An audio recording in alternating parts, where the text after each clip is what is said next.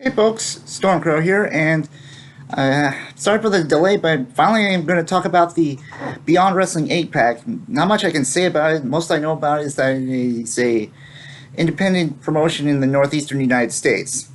Starting off with the women's division, main reason I bought it in the first place, Deonna Purrazzo, plain and simple, good agile submission specialist with two slots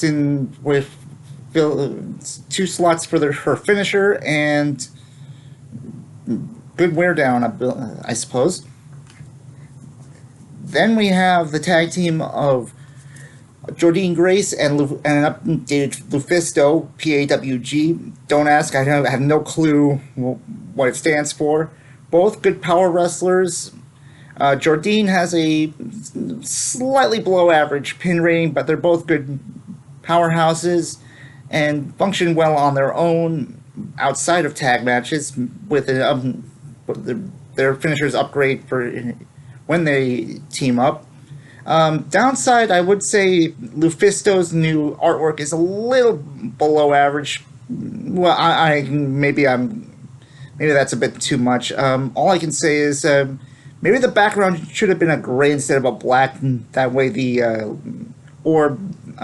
better lining around her, so that the black background doesn't clash with her outfit and hair.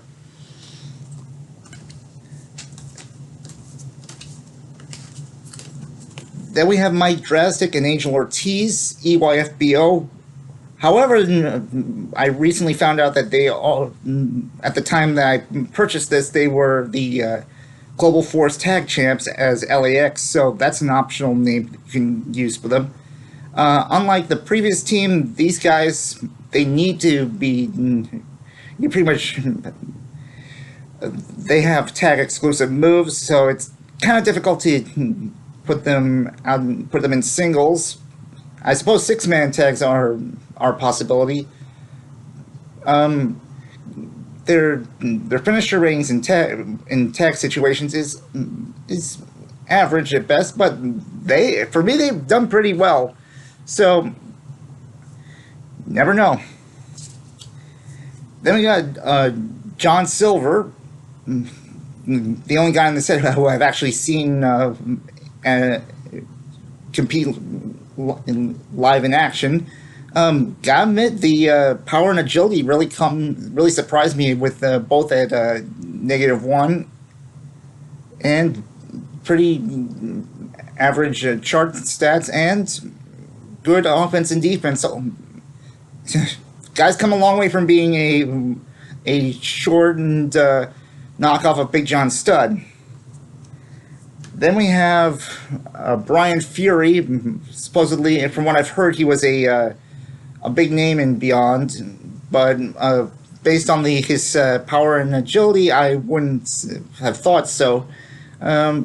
Surprisingly, his stats are just below what Silver is, but his charts aren't that bad, and his offense is okay, and average at best, I'd say.